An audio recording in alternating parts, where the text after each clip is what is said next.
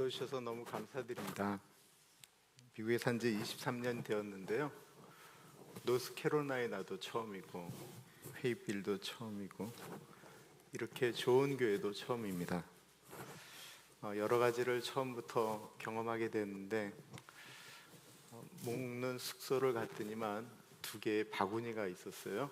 하나는 우리 이우리 목사님이 준비한 바구니였고 또 하나는 아주 너무 이쁜 데다가 저희 가족 사진이 이렇게 들어가 있는 액자까지 준비해서 가슴 떨리도록 참 행복하고 좋았습니다. 그리고 교회를 와서 정말 놀랐어요.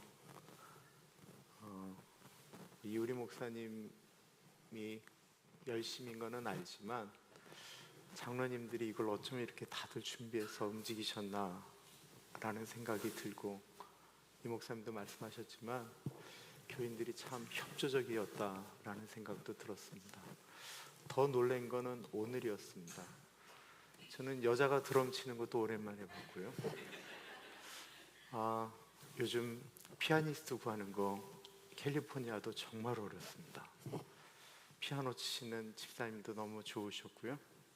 또 앞에 찬양 인도하는 분들, 우리 서 목사님도 그렇지만 그 하늘색 옷이 참 아름다웠습니다. 그리고 이 교회 장로를 하려면 노래를 잘해야 되나 보다. 제가 귀가 굉장히 민감한 사람이거든요. 근데 장로님들 이렇게 찬양하시는데 정말 소리가 좋으시더라고요. 제가 어느 권사님이 76세 생신 때 그분이 이 성악적인 발성으로 성가대를 하세요. 그래서 제가 덕담을 나눴어요. 76세 때 권사님 80대일 때까지 성가대 꼭 지키세요. 제가 이렇게 덕담을 나눴는데 그분이 상처받으셨어요. 다른 분한테 이렇게 말씀하시는 거예요. 어디 성경에 80이 되면 성가대 그만두라는 얘기가 있냐고. 제가 그 다음부터는 말을 조심합니다. 김민준 장로님 딴 것도 잘하시는데 베이스도 잘 치세요. 눈에 흙 들어갈 때까지 베이스 치세요. 이우리 목사님하고 오래 있었습니다. 요즘 제가 좀 뛸게요. 사람이 있을 때는 잘 모르는데 없으면 자리가 이렇게 크게 느껴지잖아요. 저도 일중십의 목사예요. 이 목사님하고 잘 맞았죠. 얼마 전에 보일러가 고장났어요. 근데 그거 늘 누가 고치셨냐면 이유리 목사님이 고치셨어요. 거기 올라가고. 제가 이 목사님한테 전화드렸어요. 왜냐면 견적이 9,000불이 나온 거예요. 이 목사님 이거 어떻게 해야 됩니까? 그랬더니만 목사님 저를 부르세요. 3,000불에 해드릴게요.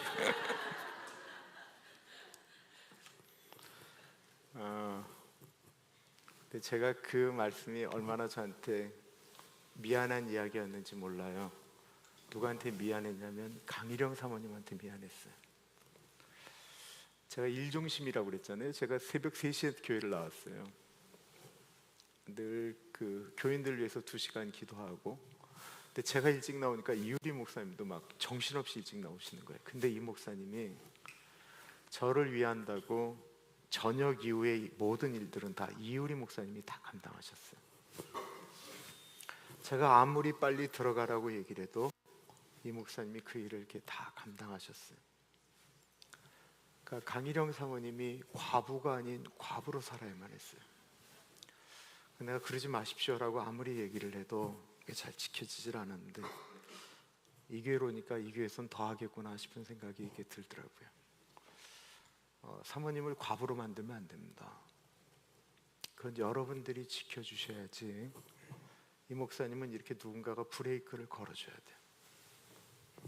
그러지 않으면 이 목사님도 몸에 무리가 옵니다.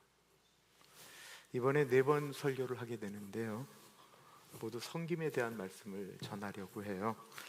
오늘은 섬김에는 때가 있습니다 라는 말씀으로 은혜 나누고자 합니다. 한번 따라서 해볼까요? 섬김에는 때가 있습니다. 성경을 읽다가 이렇게 마음이 속상할 때가 있죠. 가인이 동생 아벨을 죽일 때 참 속상합니다. 다윗이 하나님을 잘 섬기다가 왜 그 저녁에 그 옥상에 올라가서 남의 아내를 그렇게 범할까 속상합니다. 가룟 유다가 예수님 파는 것도 속상하고요, 베드로가 예수님 3번 팔아 버리는 것도 참 속상합니다. 그런데 성경을 읽으면서 내가 저지른 것도 아닌데 열받을 정도로 속상한 일이 하나 있는데, 그것은 무엇이냐면 아담과 하와가 선악과를 따먹은 거예요. 그리고 성경은 그 아담과 하와가 성경을 따먹은 그것 때문에 우리가 죄인이 되었다고 이야기를 합니다. 아담과 하와는 선악과를 따먹은 다음에 에덴 동산에서 쫓겨났죠. 그들이 살았던 에덴 동산과 다르게 그들이 쫓겨났던 땅은 거친 땅이었고, 하와는 아이를 낳아야 되는 해산의 고통을 겪게 되었습니다. 아담과 하와에게 시간을 돌이킬 수만 있다고 한다면 어디로 가고 싶을까요? 그들은 선악과 따먹기 전이라고 말하지 않겠습니까? 우리에게 시간을 돌이킨다고 한다면 어느 때로 가고 싶으세요? 그러나 이것처럼 우매한 이야기가 없는 것이, 우리는 시간을 돌이킬 수가 없습니다. 아담과 하와가 선악과를 따먹음으로써 이 땅에 온 것이 죄가 들어왔습니다. 죄만 들어왔나요? 죄 때문에 사망이 들어왔습니다. 우리가 왜 죽죠? 늙어 죽어요? 병들어 죽어요? 아니요, 우리는 죄 때문에 죽어요. 성경이 그렇게 말하고 있습니다. 창세기 2장 15절에서부터 17절, 여호와 하나님이 그 사람을 이끌어 에덴 동산에 두어 그것을 경작하며 지키게 하시고, 여호와 하나님이 그 사람에게 명하여 이르시되, 동산 각종 나무의 열매는 내가 임의로 먹되 선악을 알게 하는 나무의 열매는 먹지 말라. 내가 먹는 날에는 반드시 죽으리라 하셨습니다. 아담과 하와가 선악과를 따먹은 다음부터 사람들에게는 죽음이라는 것이 왔어요. 아담이 성경에 보면 930년을 살았어요. 그런데 아담의 자식들 중에 아담보다 먼저 죽는 사람들이 나오게 된 거예요. 그의 아들 가인이 동생 아벨을 질투해서 쳐 죽이는 것을 아비가 보는 거예요. 아담의 자식들, 후손들 중에 죽는 사람들이 나타날 때마다, 그 자식이 죽을 때마다 우리 자식이 죽게 된 이유는 우리의 조상인 저 아담 때문이라고, 저 하와 할머니 때문이라고, 그 두 분이 살아있는데도 그분들을 보면서 원망했습니다. 그때마다 아담과 하와가 그리워했던 것이 있다고 한다면 선악과를 따먹기 전에 그렇게 아름답게 하나님과 교제하였던 에덴 동산이에요. 그러나 그 시간은 돌아오지 않죠. 게오르기라고 하는 루마니아의 신부님이 계신데, 이분이 25시라고 하는 소설을 썼어요. 이게 옛날에 그 영화로도 만들어졌거든요. 돌아가신 그 안소니 퀸이라고 좀 못생긴 그 어른이 그 주인공이었습니다. 이 내용은 이렇습니다. 루마니아에 모리치라고 하는 농부가 있었어요. 아리따운 여인 스잔나와 결혼을 했는데 행복하게 살 즈음에 2차 세계대전이 벌어졌고 독일군이 루마니아를 쳐들어옵니다. 그때 이 스잔나를 좋아했던 헌병대장이 독일군들에게 저 모리치는 유태인입니다 라고 이야기를 합니다. 유태인이 아닌데 유태인이라고 하니까 갑자기 끌려가게 되죠. 모리치가 이렇게 얘기합니다. 걱정하지 마라. 난 유태인이 아니니까 바로 풀려날 거야. 우리의 시간은 24시잖아요. 우리는 24시간을 살죠, 하루에. 그럼 25시라고 하는 말은 무슨 의미일까요? 이 25시는 오지 않는 시간을 의미하는 거예요. 분명히 내일 24시에 나는 나올 것이라고 얘기했는데 모리치는 나오지를 못합니다. 할 수 없어. 스잔나가 보고 싶은 모리치가 헝가리로 탈출을 하게 돼. 그런데 헝가리에서 이 사람은 루마니아의 첩자라고 이야기를 해서 또 감옥에 들어갑니다. 그리고 거기서 또 탈출을 하는데 독일군이 돼요.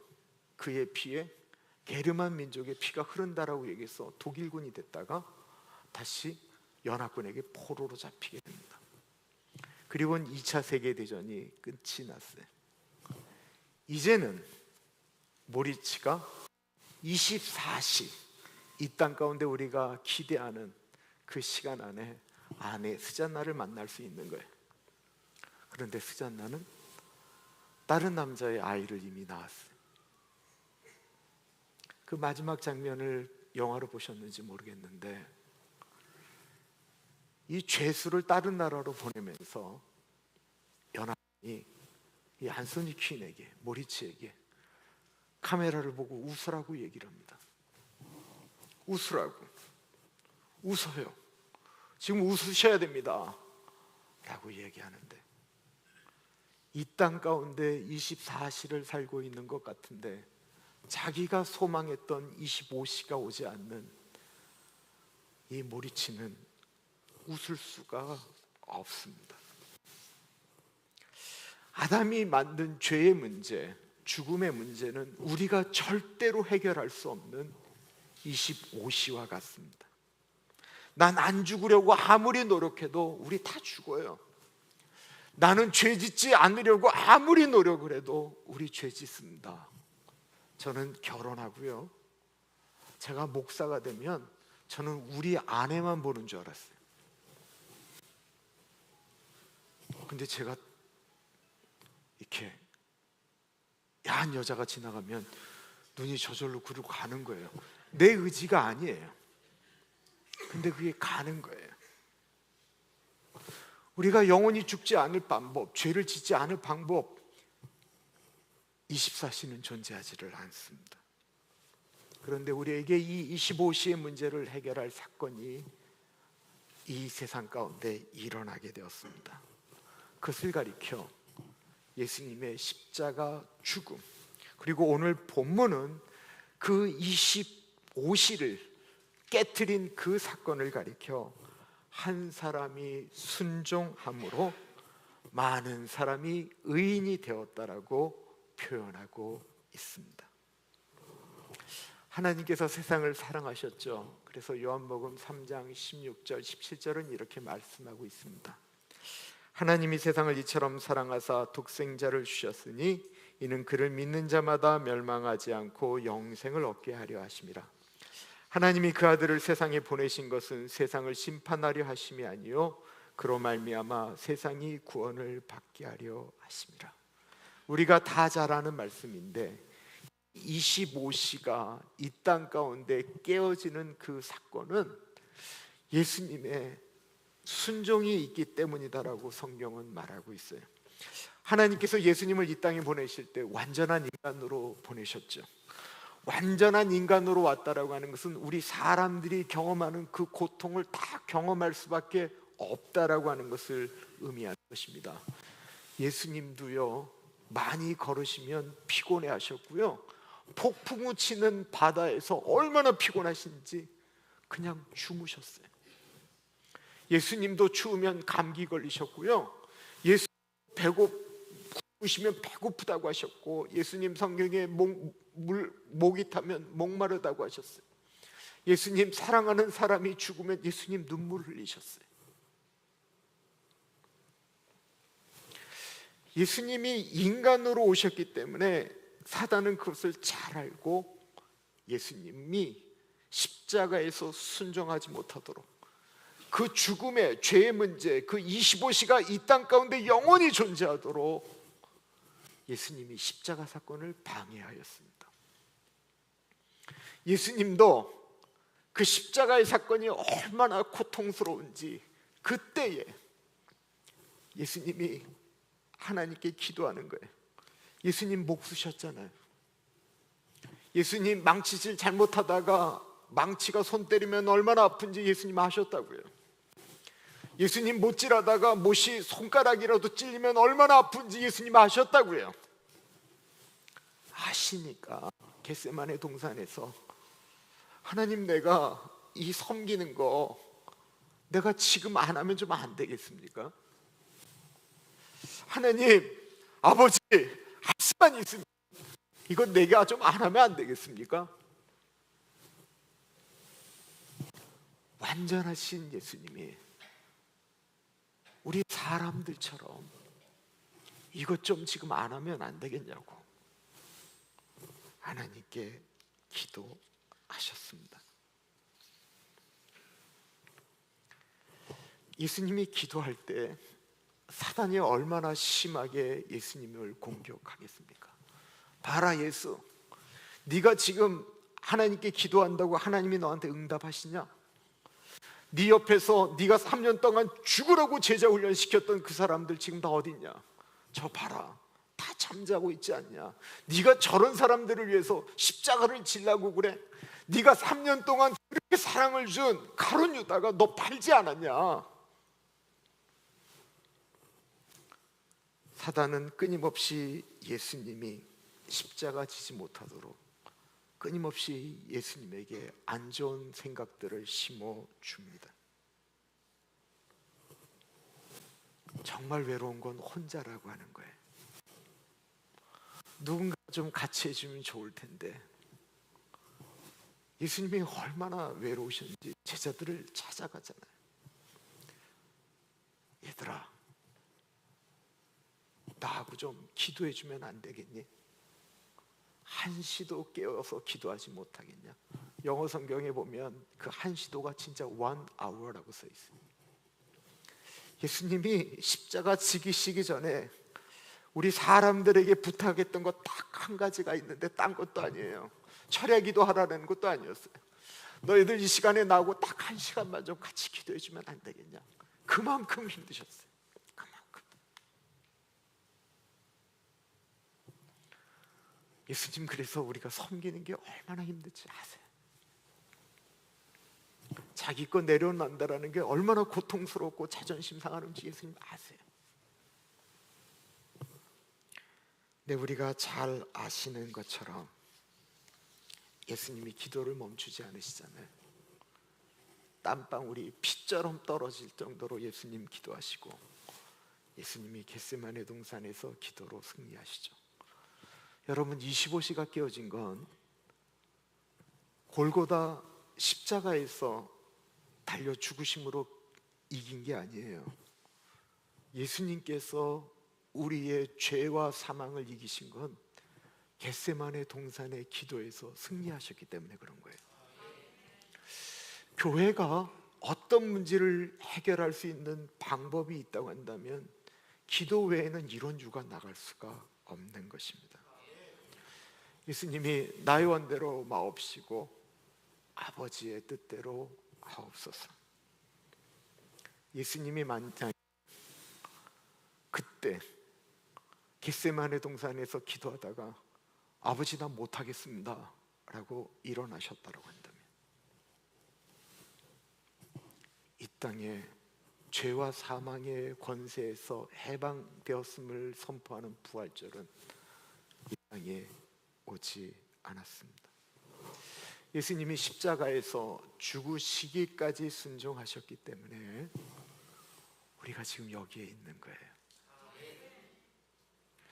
저는 2019년 4월 달에 주일 예배가 끝난 다음에 두 가지 일을 해야만 했는데, 하나는 오후 4시에 하는 어느 목사님의 교회 개척 창립 예배에 참석하는 거였고, 또 다른 하나는 오후 5시에 우리 교인, 내가 사랑하는 교인 돌아가신 일주기 추모 예배를 인도해야 했습니다. 근데 이게 1시간 차이가 있지만 말이 안 되는 스케줄이잖아요. 그리고 더군다나 둘 중에 하나를 간다고 하면 제가 당연히 우리 교인 추모 예배를 가야 되고, 제가 그 창립 예배에 초청을 받은 것도 아니고 저하고 아무 상관이 없는 거예요. 그런데 그 창립 예배가 너무 마음 아픈 예배인지라 제가 안 갈 수가 없었어요. 저희 집사람하고 그 사모님하고 같이 이렇게 성경 공부하는 그룹인데, 그 사모님이, 그 목사님이 부목사님으로 계실 때 그 같이 성경 공부를 하시면서 이 사모님이 암에 걸리셨어요. 암에 걸리고 잘 회복이 되셨는데 너무 걱정하지 않으셔도 돼요. 제가 좀 은혜가 있을 때는 늘 전화벨이 울렸어요. 그 사모님이 그런데 이제 목사님이 이 개척 예배를 준비하고 개척 예배를 준비하고 막 이러는 와중에 암이 재발되신 거예요. 암이 재발됐는데 개척을 한다고 선포하고 창립 예배를 준비를 하니까 상어머님이 항암 치료를 할 수가 없는 거예요. 혹이나 그 잔치를 망가뜨릴까 봐 그 창립 예배가 끝난 그 다음부터 항암 치료를 하기로 했다라는 얘기를 우리 집사람한테 제가 들었어요. 그 얘기 들으니까 안 갈 수가 없는 거예요. 보니까 창립 예배 드리는 구호가 저희 교인집이 다행히 급하게 운전하고 가면 10분이면 도착하는 곳이에요. 보통 창립 예배를 드리면 1부 예배가 있고 2부 축하 뭐 이렇게 뭐 축사, 권면 뭐 이런 게 이제 1, 2부로 나누어져 있잖아요. 1부 예배만 참석하고 가면 잘하면 되겠다. 집사람하고 거기를 참석을 했어요. 그리고 주보를 딱 보니까 뭐 순서가 있고 설교가 끝나고 나면 그 다음에 이제 헌금이 있고 그리고 헌금기도 있고 축도 있는데 제가 이렇게 대략 보니까 설교가 끝나고 헌금 기도할 때 나가면 얼추 시간을 맞출 수 있을 것 같아요. 그러니까 집사람한테 제가 우리가 헌금 기도할 때 조용히 나가자. 근데 제가 이제 그 예배를 드리러 들어가니까 밖에서 인사하던 목사님이 너무 당황하는 거예요. 초대받지 않은 목사가 오니까 어떻게 오셨냐고 그러면서 손을 잡고 너무 반가워하셨어요. 그래서 제가 잘 왔다라고 생각을 하고는 그럼에도 불구하고 나가려니까 지금 저기 그 나가는 출입구문 곧 맨 뒤에 제가 저희 집사람하고 이렇게 둘이 앉았어요. 예배당은 한 여기서부터 한 요 정도 되는 곳, 그렇지만 한 꽉 차서 한 100명 정도가 거기 앉아 있었던 것 같아요. 설교가 끝나고 이제 헌금 시간이 돼서 헌금을 하는데 제 마음 가운데 이렇게 하나님이 주신 감동 같은 게 있었어요. 뭐냐면 야, 너 목사인데 네가 예배 시간 중간에 나가면서 너 나중에 너희 교인들한테 어떻게 예배에 목숨 걸라라는 얘기를 하겠냐. 그게 마음으로 이렇게 얼마나 부담이 되는지요. 그래서 제가 예배를 일부 예배 끝까지 드리기로 마음에 결심을 했어요. 헌금 기도가 되어지니까 우리 집사람이 주섬주섬 이제 가방을 챙겨서 나가려고 그래요. 그래서 제가 그 손을 꽉 잡았어요. 예배 드리고 가겠다라고 꽉 잡았어요. 헌금 기도가 끝나고 이제 마지막 이제 찬송하고 이제 축도는 설교하시는 분이 이제 축도를 하면 이제 그 예배가 끝나고 제가 이제 나가면 되는데 갑자기 사회자가 뭐라고 그랬냐면 오렌지 가나안 장로교회 김인철 목사님 나오셔서 축도하시겠습니다. 아마 그 설교하시는 목사님에게 그 담임 목사님이 이제 부탁을 하신 거죠. 근데 사람들이 이 순서지에 이름이 없는 목사 이름이 불리니까 이렇게 좌우로 쳐다보잖아요. 근데 목사가 어느 교회 와서 그렇게 할 때 기도 다 준비하고 가거든요. 갑자기 불림 받은 거예요. 그러니까 제가 천천히 일어나서 걸어 나왔어요. 이 거리 한국 그 메타로 따지면 한 10m 정도 되는. 근데 제가 이렇게 한 발 한 발 한 발 걸어 나오는데 마치 그 축도하러 가는 그곳이 우리 아버지 교회 7개 개척하셨는데 우리 아버지 개척 예배 드리는 곳에 내가 꼭 축도하러 가는 마음 같았어요. 마치 우리 엄마가 암에 걸렸는데 그 엄마를 위해서 기도하는 것 같은 마음이었어요. 그래서 제가 천천히 걸어 나와서 정말 우리 아버지가 개척 예배 드리듯 우리 엄마가 암에 걸린 건 아니지만 마치 우리 엄마가 암에 걸린 사모님을 위해 기도하다. 그 교회를 위하여 내가 축도했어요. 그리고 축도 끝나자마자 제가 바로 나와서 이제 반주 나올 때 우리 집사람의 손을 잡고 교회를 이제 빠져나가는데 우리 집사람의 얼굴이 그냥 눈물 때문에 펄겋더라고요. 헌금 기도할 때가요 4시 45분이었습니다. 그리고 저보고 김인철 목사 나와서 축도하시겠습니다 라고 하는 것이 4시 50분이었어요. 만약에 제가 5분 전에만 일어났다고 한다면 제 이름을 부르고 축도할 목사를 찾는데 그 처음 예배를 드리는데 그 축도할 목사가 그 자리에 없는 정말 그 있을 수 없는 행동을 제가 할 뻔했습니다. 5분 전에 일어났다고 한다면 내 인생에 또한 그 교회에 정말 잊혀지지 않는 25시를 만들어 놓은 거예요. 돌이킬 수 없는 시간인 거죠. 그런데 주님의 주시는 마음에 순종했더니만 25시가 아닌 24시에 그 창립 예배 기도를 제가 생각해도 정말 은혜롭게 했어요.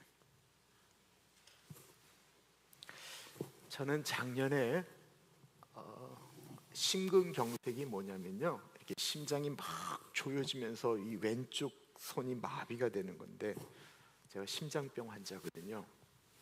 근데 작년에 저한테 그 심근경색이 수도 없이 왔어요. 어쩔 때는 이렇게 설교할 때 오기도 하고요. 제일 심했던 건 우리 교우 돌아가셔서 그 죄를 바다에 뿌리러 갔는데 바다에서 선상 예배를 드리는데 그게 왔어요. 그럼 바다에서는 정말 이렇게 대책도 안 쓰는 거예요. 그러니까 너무 힘들어서 야, 이러다 정말 내가 죽는 거구나 라는 걸 느꼈어요. 그런데 돌아와서 제가 바로 병원에 들어갔더니만 스텐트고 뭐고 이미 손 쓸 수가 없어서 심장을 열었어요. 심장을 열고 바이패스를 했습니다. 그런데 수술이 잘못됐어요. 보통 바이패스 하면 10년 정도 심장이 괜찮다는데 저는 4개월 만에 다시 다 막혀서 또 심장마비 와서 응급실로 2번이나 실려 들어갔어요. 근데 이제 제 체질에 대해서 미국에서 수술하고 다 했는데도 방법이 없으니까 제가 한국으로 나왔더니만 한국에 있는 의사 선생님이 당신의 심장 상태는 7, 80대입니다. 당신은 이미 심부전이 진행되었고 미안하지만 당신은 지금 병원을 나가다가 심장 마비가 와도 이상한 심장이 아닙니다. 근데 제가 이제 작년에 예배 드리는 중에 자다가도 막 그런 일이 일어나니까 그때부터 제가 이제 뭐를 걱정했냐면 저희 집사람은 제가 차에다 기름까지 제가 다 넣어줬거든요. 그러니까 제가 죽는 게 전혀 무서운 게 아니고요, 이 여자가 혼자 어떻게 사나 이게 걱정이었어요. 그때부터 제가 컴퓨터에다가 정리하는 건 내가 없을 때 이 사람이 이제 해야 될 것들에 대해서 통장, 카드 이런 것들 번호 같은 거 다 정리하고 내가 없을 때 누구한테 연락을 해야 되나 그런 연락처 준비하고 그리고는 내가 이제 모두 이렇게 툭툭 던지는 건 혼자 해보도록 하는 것들을 이렇게 얘기를 했어요. 그러나 내가 죽으면 이런 표현을 쓴 거는 아니었습니다. 나 사람이 알잖아요. 이 남편이 무엇을 생각하면서 이렇게 말을 하는지 알잖아요. 제가 이제 한국에서 돌아와서 교회 복귀하고 불과 얼마 되지 않는 지난 9월 달에 9월 말쯤에 집사람하고 저 이렇게 밥을 먹는데 집사람이 저한테 이렇게 얘기했습니다.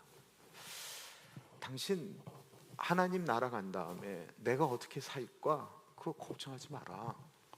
나 알아서 잘 테니까 정말 그거 걱정하지 마라. 당신 죽은 다음에 내가 어떻게 살아야 되는지 그거 준비하고 뭐 이거 그거 생각할 필요 전혀 없어. 내가 정말 원하는 것은 당신이 나하고 같이 살 때에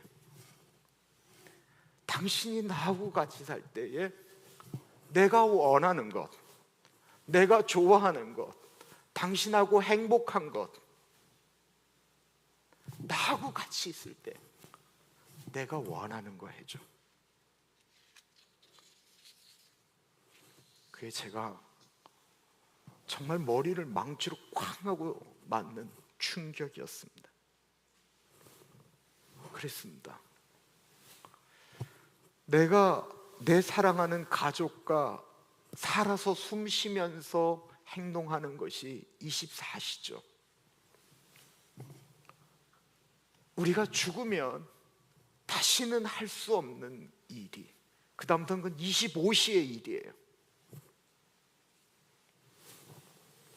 그래서 제가 잘 모아놓은 비상금이 있었는데 저희 집사람이 원했던 게 화장실 리모델링이었거든요.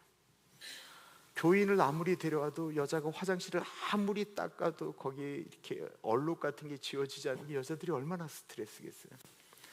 그래서 제가 폼나게 그 일을 해줬어요. 10년 동안 더 이상 당신한테 바라는 게 없대요.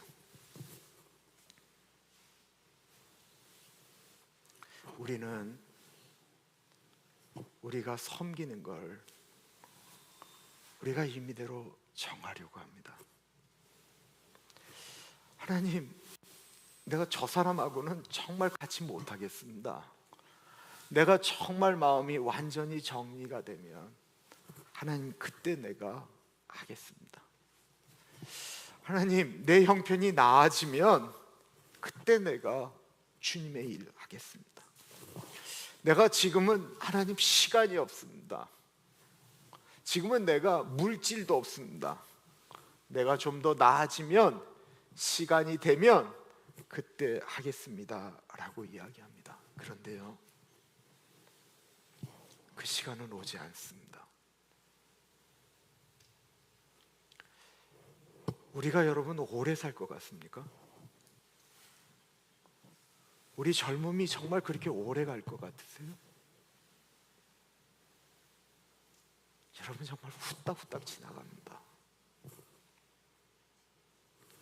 그 얘기는 나는 25시 오지 않을 시간을 이야기하고 있는 것과 똑같은 거예요. 십자가 사건이라고 하는 것이 25시가 아닌 24시로 우리의 가슴 속에 존재합니다. 이유는 예수님이 순종의 때에 그 일을 감당하셨기 때문에 그렇습니다. 우리의 삶에 우리가 교회를 나오기 때문에, 우리가 말씀을 보기 때문에, 우리가 찬양을 하기 때문에 하나님께서 목사님의 말씀을 통해서 우리가 성경을 볼 때, 성경 공부를 할 때, 기도를 할 때, 어떤 때는 찬양을 부르거나 들을 때 하나님께서 분명히 우리의 마음속에 건디시는, 원하시는 것이 때때마다 있습니다. 나중에 하시겠다고 한다면 그건 돌아오지 않는 25시이고, 오늘 본문 말씀은 아담이 선악과를 따먹은 것을 불순종이라고 이야기함으로써 그 불순종이 죄가 되었다라고 하는 것을 우리에게 이야기해 주는 거예요.